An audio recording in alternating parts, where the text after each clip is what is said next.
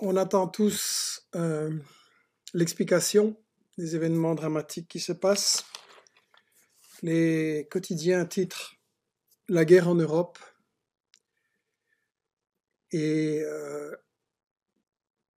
je crois qu'on doit d'abord penser que ce qui survient en Europe malheureusement maintenant, le tiers-monde, les pays du Sud le connaissent constamment depuis longtemps et l'Europe, les États-Unis font la guerre à toute une série de pays et on en parle un peu ou pas du tout et on nous dit la vérité ou pas tellement.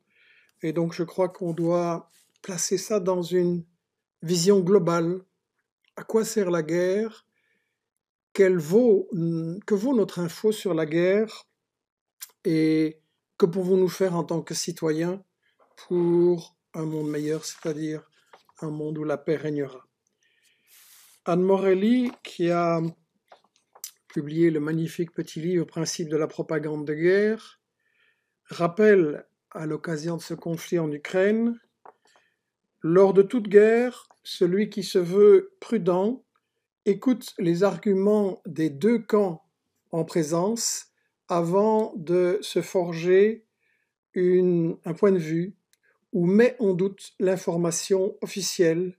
Celui-là est immédiatement considéré comme complice de l'ennemi, un traître, comme on disait avant. Donc, oui, voilà, je suis un traître, vous aussi sans doute, si vous cherchez au-delà de l'information officielle, le dessous les cartes, ne nous laissons pas impressionner et réfléchissons sereinement avec notre cœur, mais avec notre cerveau aussi. Ma première pensée va aux victimes, maintenant, partout, de tous les côtés, avec toute ma sympathie. La guerre est toujours cruelle, il y a toujours des bombes qui tombent mal, et c'est toujours un énorme paquet de souffrances. Et je dois dire que j'en ai eu un peu l'expérience personnelle. Durant mes reportages dans des pays en guerre, j'ai pu ressentir cette angoisse. Par exemple, en Yougoslavie, dans une mission internationale dont on a sorti un film, 15 Belges sous les bombes de l'OTAN. Vous êtes là, tout d'un coup vous entendez un missile qui siffle, vous ne savez pas où il va tomber, vous ne savez pas si votre vie s'arrête ou si c'est heureusement plus loin, mais sur qui? Et en Libye aussi, en été 2011, j'ai fait un reportage que vous pouvez trouver sur Internet. Le titre s'appelle Sarkozy, combien d'enfants as-tu tué cette nuit?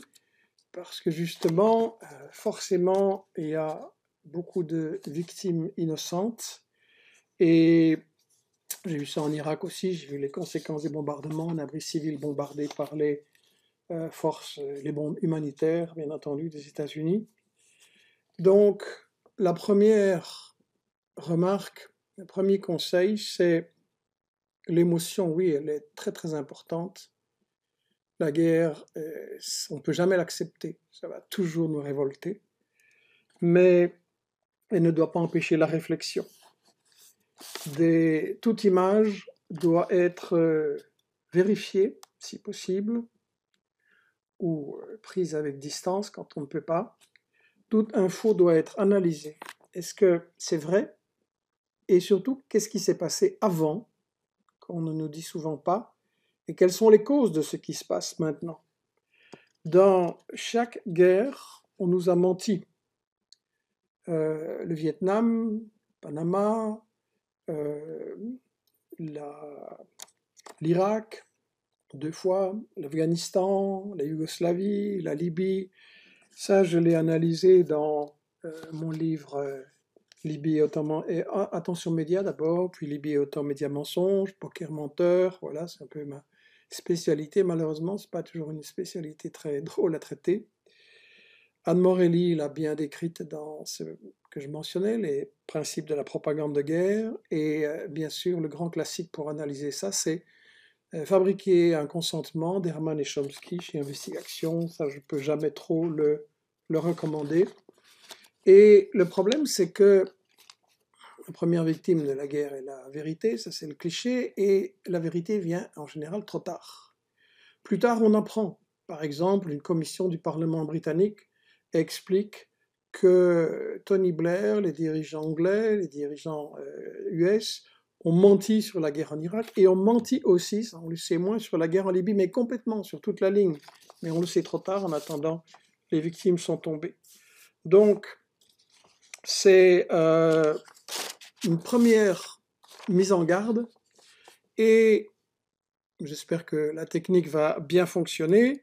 Voilà, on me dit d'augmenter le son. Oui, ok, je vais parler plus fort et un peu plus près du micro. J'espère que la technique va bien fonctionner. Et je vais vous passer un petit extrait d'une interview, d'un entretien que j'ai fait il y a quelques années avec un ancien expert de la CIA. Ce n'est pas tous les jours qu'avec mon vécu, mes prises de position claires, je me trouve d'accord avec quelqu'un venant de la CIA. Et donc, je vous passe cette vidéo. C'est très très court et je crois que ça donnera à réfléchir. As we hear on television in official declarations, it's very simple. Russia is the bad guy, attacking Crimea, Ukraine, Syria, and so on, respecting nothing, and the USA are the good guy and saving the world, saving peace. Is it a propaganda world, or what is your experience? It's a miracle that most Europeans believe that. Most Europeans are better educated than most Americans. Most Americans believe that too, and it's a function of what I think is the most important factoid in my lifetime, and that is that we no longer have in any real sense a free media. The fourth estate is dead. The only hope is the fifth estate. And I don't know how the fifth estate comes through the ether, but I do know that it comes into my computer, and I know that young people get their news from their computer, from the internet, from the web. That's good news. It's going to take a little bit more time, but I think the truth will finally prevail. You mean the fifth state that can...